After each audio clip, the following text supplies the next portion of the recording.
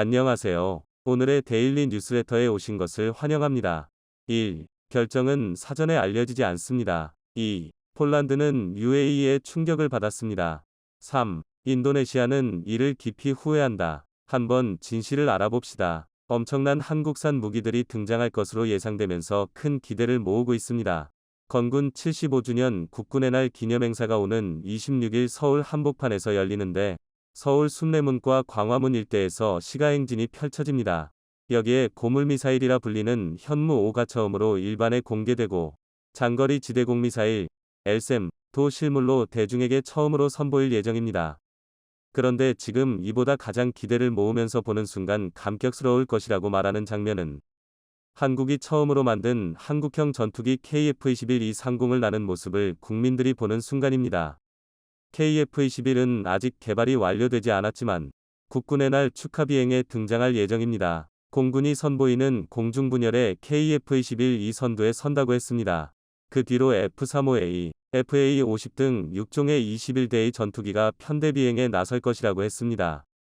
KF-21은 그동안 우리 기술로는 절대 만들 수 없다 는 비관론과 엄청난 반대에도 한국이 만들어낸 한국형 전투기로 예상과 달리 엄청난 속도로 개발되고 전 국민 앞에 공개되며 지금 전 세계의 주목까지 받고 있습니다.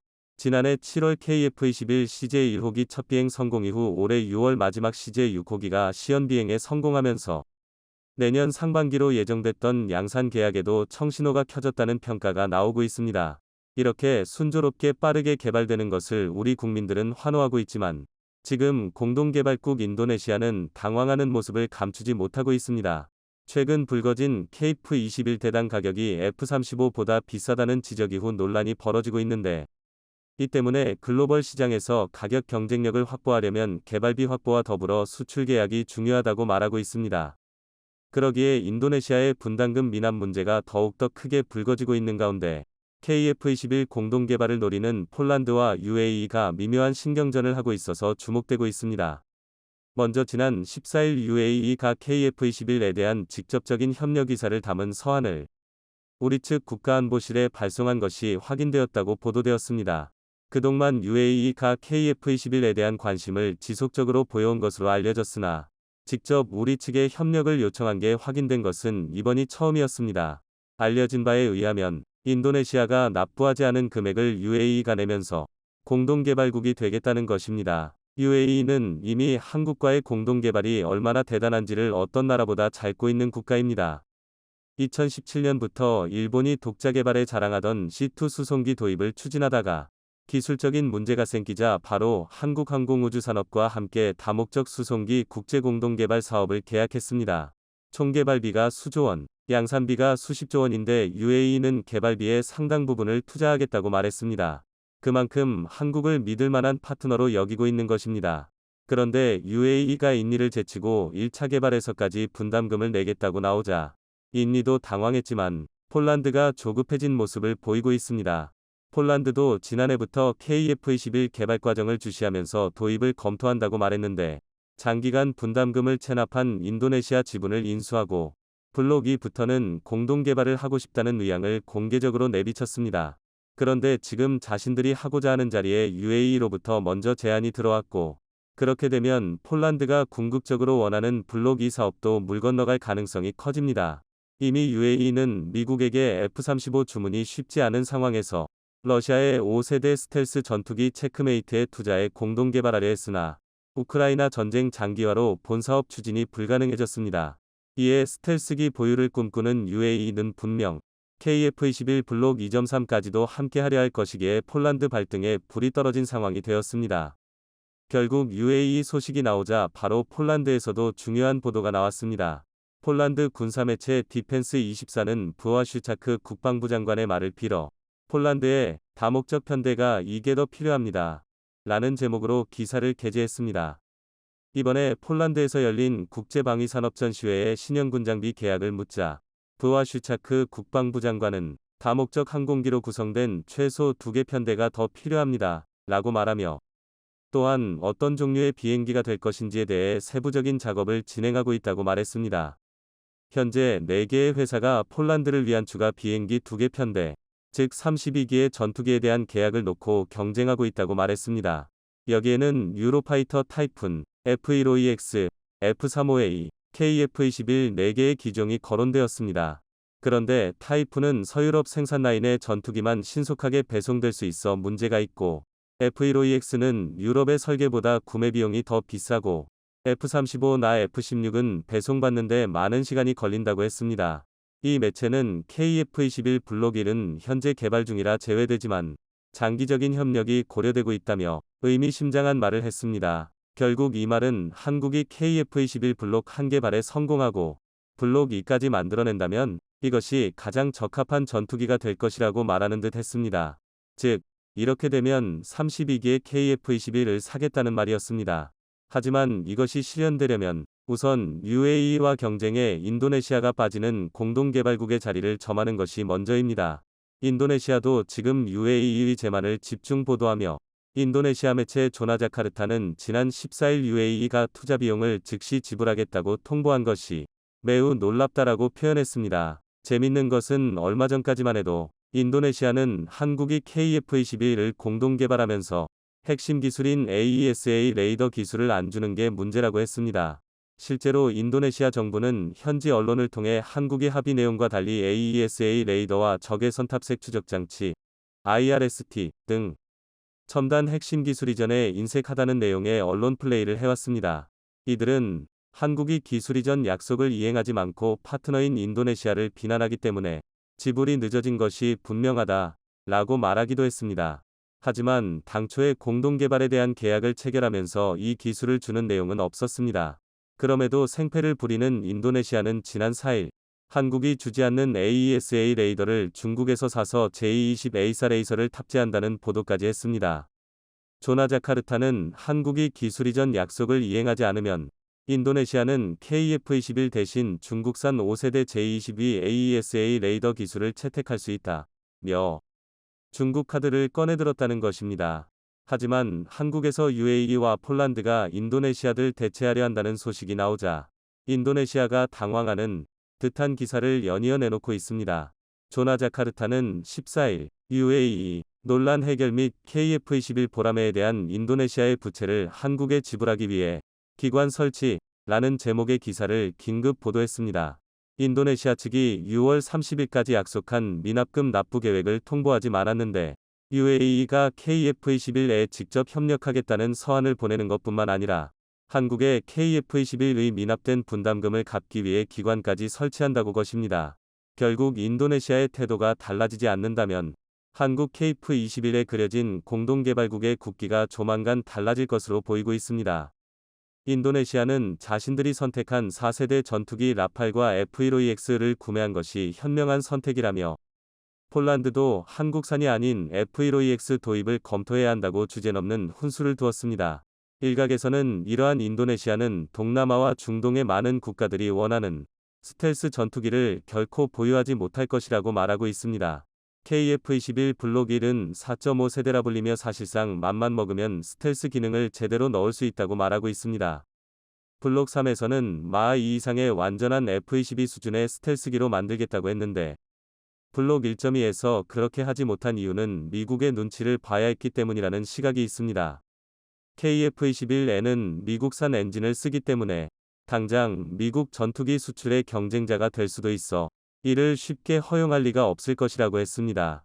또한 많은 나라들에게 KF-21을 팔 때 여러 가지 이유로 엔진을 공급하는 미국이 반대하면 한국은 수출할 수 없는 상황이 됩니다. 그래서 지금 한국은 가장 빠른 시일 내에 엔진 국산화를 위해서 달리고 있습니다. 지난 2월 방사청은 1만 5천 파운드 포스 IVF급 엔진을 개발하겠다고 밝혔습니다.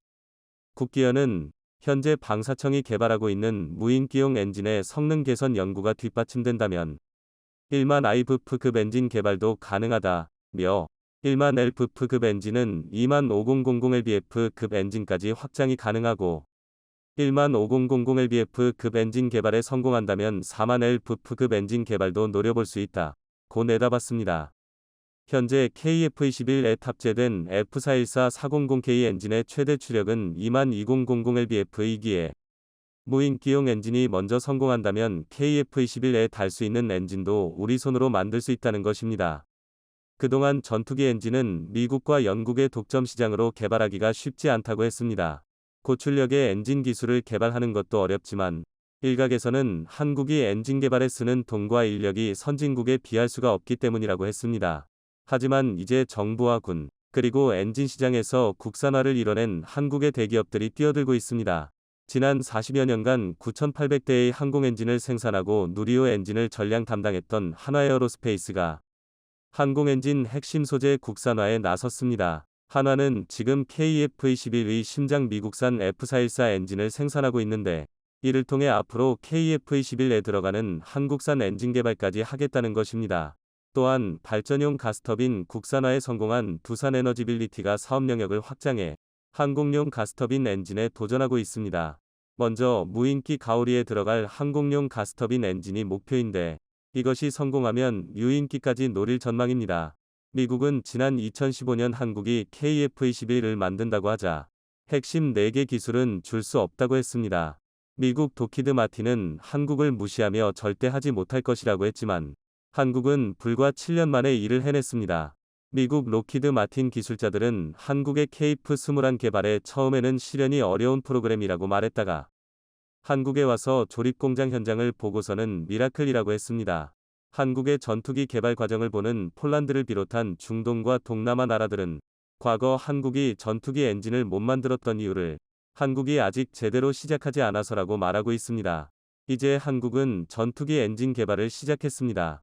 다름 아닌 한미연합연습 을지 자유의 방패 일환으로 이뤄진 방어 제공 훈련을 펼친 것으로 이날 출동한 F-35A, FA-50 등 10여 대의 전투기들은 적기를 격추해 나가며 흡사 실전과 같은 모습을 보였습니다.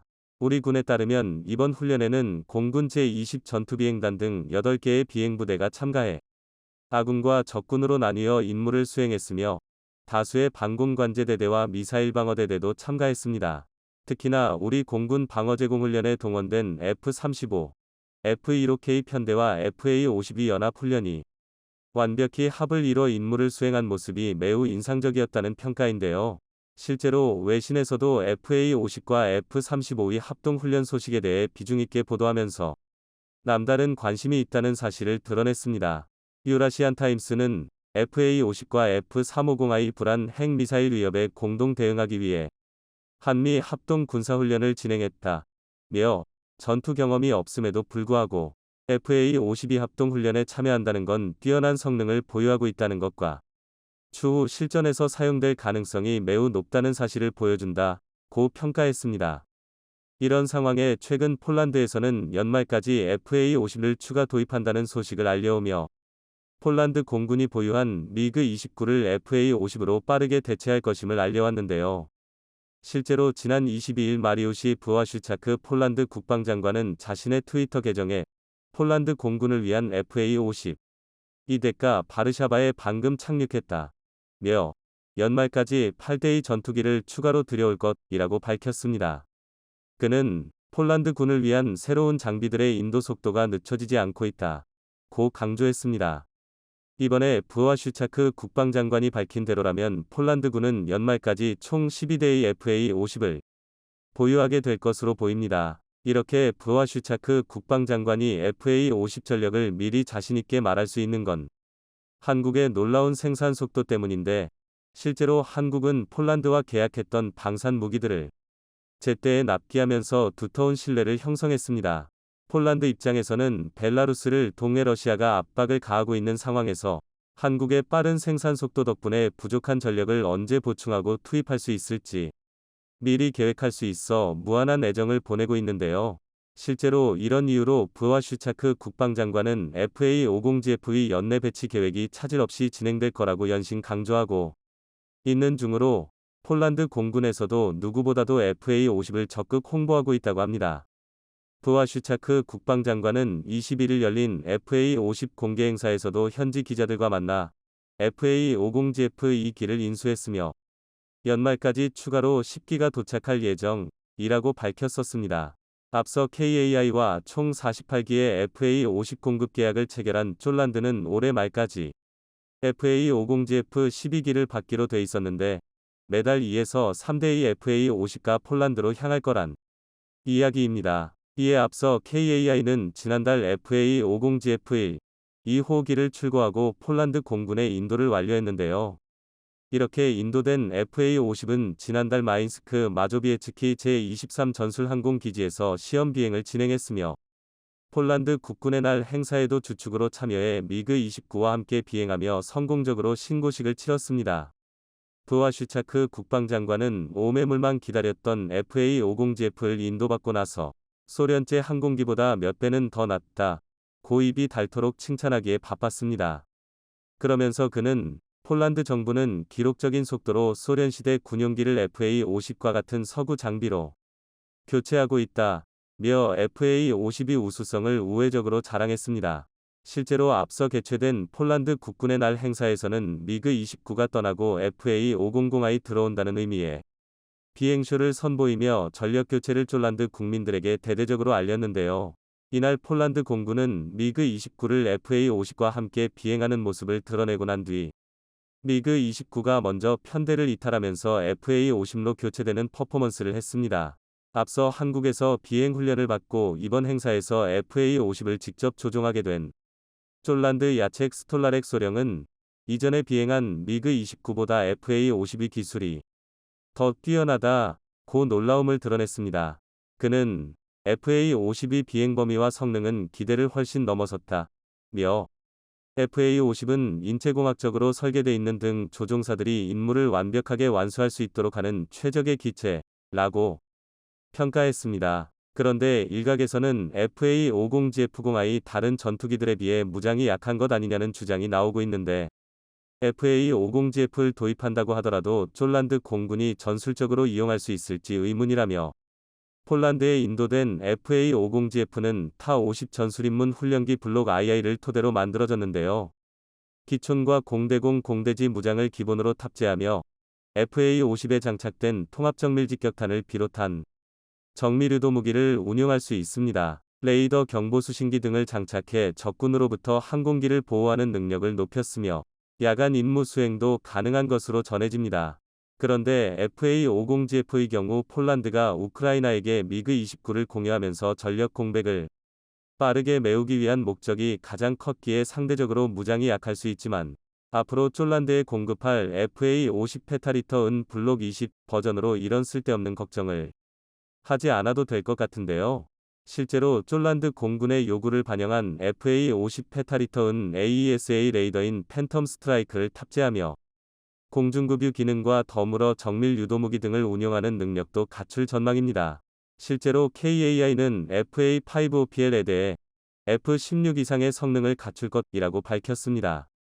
여기에 더해 스나이퍼 타겟팅 포드, 레이저 유도 폭탄 등으로 무장이 더욱더 강력해질 예정으로 폴란드에 배치된 FA50GF 역시 나중에 블록 20으로 개량할 수 있기에 일각의 우려를 완전히 물식시킬 것으로 보입니다. 그것도 그럴 것이 사실 폴란드에서 FA50 도입을 결정한 건 미그-29의 전력 공백을 메우기 위한 대체품이 아니라 러시아와 벨라루스를 대항하기 위한 핵심 무기로서 역할을 해줄 것으로 봤기 때문인데요. 현재 폴란드의 공군 전력은 48대를 보유한 F-16인데 여기에 더해 FA50GF를 한국으로부터 도입하면서 이를 함께 운용해 러시아와 벨라루스에 타격을 주는 큰 그림을 그리고 있습니다. 폴란드 노박 사령관은 우크라이나 전에서 가장 위협적인 공중 공격은 지상 100M 고도에서 매우 낮게 비행하는 순항 미사일이라며 그런데 FA50은 순항 미사일 탐지와 격추에 용이한 레이더가 있다고 강조했습니다. 애초부터 폴란드는 FA50 도입을 결정하면서 실전에 바로 투입할 계획이었으며 폴란드의 이런 기대에 부응해 FA50은 F-16과 함께 바그너 그룹에 치명적인 타격을 줄 수 있을 것으로 보입니다. 이런 가운데 폴란드는 FA50 도입 계획을 밝힌 날 미 록히드 마틴과 1,400억 원에 달하는 또 다른 거래를 했는데요. 폴란드 군비청이 록히드 마틴의 주 야간 표적 식별 장비 스나이퍼 어드밴스드 타겟팅 포드 ATP를 탑재하기 위해 구매 계약을 체결한 겁니다. 지난 18일 폴란드는 FA-50 전투기에 로키드 마틴의 AN/AQ-33 스나이퍼 RTP-34대를 장착한다고 밝히면서 미국으로부터 스나이퍼 표적 포드를 공급받기로 했다고 밝혔습니다. 스나이퍼 ATP는 로키드 마틴이 제작한 3세대 타겟팅 포드로 전투기에 장착돼 야간, 전천후의 상황에서 지상 목표물을 식별, 자동 추적, 정밀유도 지시 기능을 수행합니다. 이번에 도입하는 건 로키드 마틴 2세대 랜턴 타겟팅 포드의 후속 모델로 랜턴보다 탐지거리가 5배 늘어나 매우 정밀하게 장거리에서 목표물을 탐지하고 추적할 수 있게 해준다는 설명입니다. 사실 폴란드의 스나이퍼 ATP 구매는 올 상반기부터 추진됐는데 이는 원래 FA-50 페타리터의 사양에 포함됐었습니다. 우리 군의 4.5세대 전투기 KF-16과 F-15에도 스나이퍼 ATP 가 장착돼 있는 상태인데요. 이렇게 FA-50P의 스나이퍼 ATP까지 탑재돼 업그레이드 된다면 경공격기로 알려진 FA-50은 비로소 멀티를 제공 전투기인 F-16에 맞먹는 성능을 발휘할 수 있을 것으로 보입니다. 게다가 최근 한화에어로스페이스가 전투기 엔진 소재 국산화에 나서면서 한국 방산의 레벨업이 기대되고 있는 상황인데요. 현재 한국은 엔진에서 뿜어지는 섭씨 1500도 이상의 화염을 견뎌야 하는 특수 소재를 전량 수입산에 의존하고 있는데 국산화에 성공한다면 세계 시장에서 막강한 경쟁력을 가질 것으로 보입니다. 한화에로스페이스는 2026년까지 인코넬 718 제조 기술을 국산화하고 데이터베이스를 구축하는 게 목표로 인코넬 718은 내열성이 높아 섭씨 1500도 이상의 화염을 견딜 수 있어 항공 엔진에 가장 많이 사용되는 특수합금입니다. 40년간 9,000대 이상의 항공 엔진을 생산해온 한화에어로스페이스가 엔진 소재 국산화에 성공한다면 자주 국방은 물론 방산 수출에서도 엄청난 기회를 가져다 것으로 보입니다. 안 그래도 우리 주요 방산 업체들이 해외에서 거둬들이고 있는 매출이 상당한 수준인데요. 실제로 방산업계에 따르면 올 상반기 국내 방산업체들의 전체 매출 중 3분의 1을 해외 수출을 통해 거둔 것으로 나타났습니다. 특히나 한화에어로스페이스, KAI, LIG 넥스원, 현대로템 등 방산사사의 총 매출은 작년보다 2배 이상 늘며 저력을 보여줬습니다. 이런 성과는 작년에 폴란드와 역대급 수출 계약을 맺은 이후 올해 본격적으로 제품 공급이 이뤄지면서 매출이 급등했다는 설명입니다. 해외 방산 시장에서 우리나라 방산 존재감이 날로 커지고 있는 것으로 보이는데요. 현재 폴란드는 물론 중동, 호주 등 다양한 국가들과 방산 분야에서 여러 계약 논의가 진행되고 있는 만큼 남은 하반기 역시 눈부신 활약을 기대해봐도 좋을 것 같습니다. 폴란드에서 라동 에어쇼를 하루 앞두고 FA-50이 아닌 K2 전차가 이동되는 모습이 포착되어 주목을 받았습니다. 흑자는 왜 에어쇼에 전차가 동원되는지 의아해하기도 했습니다. 폴란드 라돔 에어쇼는 2년에 한 번 열리는 행사로 오는 8월 26일과 27일 폴란드라몬에서 열립니다. 라돌 국제 에어쇼는 폴란드와 유럽에서 가장 중요한 항공 행사 중 하나로 보통 2년마다 개최되지만 코로나로 인해 5년 만에 열리게 되었습니다. 그러기에 이번 라들 에어쇼에서는 역대급 항공기 쇼가 펼쳐질 예정인데 19개의 대형 퍼레이드와 본꽃쇼, 고개 비행쇼가 펼쳐진다고 했습니다. 여기서 폴란드가 보유한 F-16, FA-50, 미그-29, 수-22 등뿐만 아니라 벨기에, 덴마크, 그리스, 체코, 핀란드의 전투기도 볼 수 있습니다. 그런데 폴란드는 이번 에어쇼의 가장 중요한 부분 중 하나가 최근 한국으로 붙어진급 공수된 FA-50라고 치켜세우고 있습니다. 폴란드 매체 들라필로타는 지난 18일 놀라움이 가득한 에어쇼 라동, 미그-29는 상징적으로 FA-50에게 공중지휘권을 넘겨준다 라는 제목의 기사를 보도했습니다. 이 매체는 이번 연휴 마지막 주말에는 라돔 하늘의 에이스들로 가득할 것이라며 하늘 높이 고개를 감상하는 시청자들에게 잊을 수 없는 감동과 많은 놀라움이 기다리고 있다고 했습니다. 이번 에어쇼 조직 그룹의 책임자 발데마르 골레비오프스키 대령은 마지막 날 프로그램을 공개하지 않으면서 오늘은 이야기하지 않을 몇 가지 놀라운 일이 있습니다. 그러나 나는 우리가 유럽에서 처음으로 폴란드에서 처음으로 어떤 일을 할 것이라는 점을 밝힐 것입니다 라고 궁금증을 자아냈습니다. 그러면서 미그-29 항공기는 FA-50과 함께 이곳에 도착할 것이며 FA-50에게 공중에서 지휘권을 넘겨줄 것이라고 말했습니다. 폴란드는 이번에 FA-50으로 그동안 사용하던 소련제 미그-29를 버리고 완벽하게 교체되는 것을 지난 국군의 날 퍼포먼스에서 보여줬듯이 이번 라듬쇼에서도 상징적으로 보여준다는 것입니다. 그런데 이것은 단순히 폴란드 내에서 전투기 교체를 의미하는 것을 넘어 이번에 우크라이나의 구소련제 전투기를 공여했거나 구소련제 전투기를 가지고 있는 나라들에게 전하는 메시지라고 했습니다. 폴란드는 그들에게 보란듯이 성능도 떨어지고 부품도 구하지 못하는 노후화된 구소련제 전투기를 버리고 한국에서 온 최강의 가성비금 자랑하는 경전투기 FA-50으로 바꾸자는 말이라고 했습니다. 폴란드는 급히 도입한 FA-50GF를 먼저 보여주고 앞으로 공중급유 기능, 에이사 레이더, 공대지 공대공 무장 업그레이드 등을 통해 FA-50 페타리터 버전을 생산하는데 이른 유럽에게 팔기 위한 일종의 홍보 행사로 삼는다는 전략입니다.